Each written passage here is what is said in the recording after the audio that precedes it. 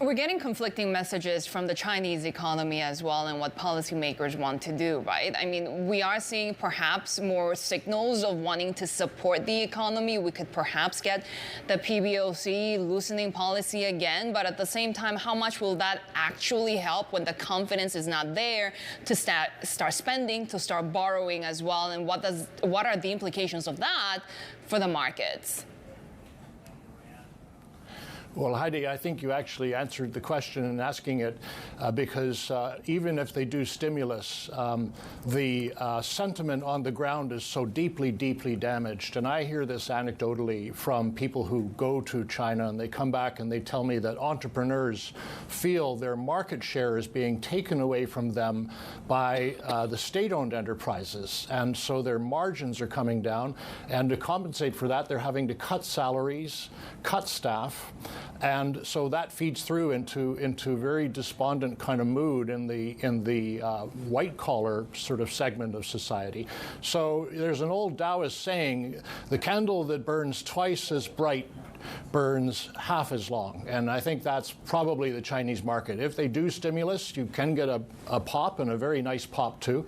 It is a government-controlled market. If they want, they can get it to go up 30% in a month.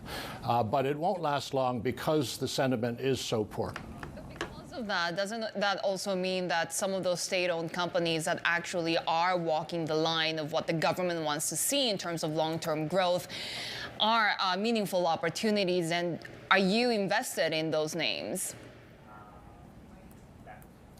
We are not, but I wouldn't say you're wrong in that because absolutely, when in Rome, do as the Romans. And if they want the state-owned enterprises to take over the economy, then that's what will happen, and they'll gain more market share, and they do have big dividends. I just don't think it's really the kind of thing, it's not the kind of thing that we want to invest in, I'll put it that way.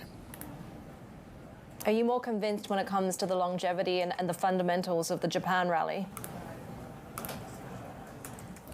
Yes, I think it's predicated on a bunch of things. I mean, there's probably about half a dozen things that are going right in Japan now, but in the interest of time, I'll just give you three. The first is that there's genuine inflation for the first time since the early 90s. So we had a little pop, during Abe's time when they doubled the consumption tax, but it wasn't a real, in my mind, permanent inflation the way this one will be, because even though the population was old when Abe was prime minister, I mean, now it's really old. So there's a genuine scarcity of labor, and we saw that in the fact that the wage negotiations were up over 2% in March, and I think that will be replicated next year. So there's some inflation, but beyond that, it's very clear that retail goods prices are higher, substantially higher than the actual inflation, imported inflation for sure.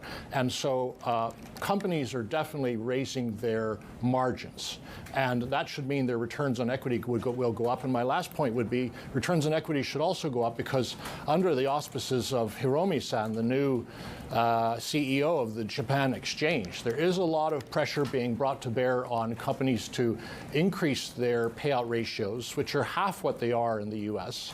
And Japanese companies, are sitting on loads of cash. Cash is about 20% of assets on listed companies' balance sheets.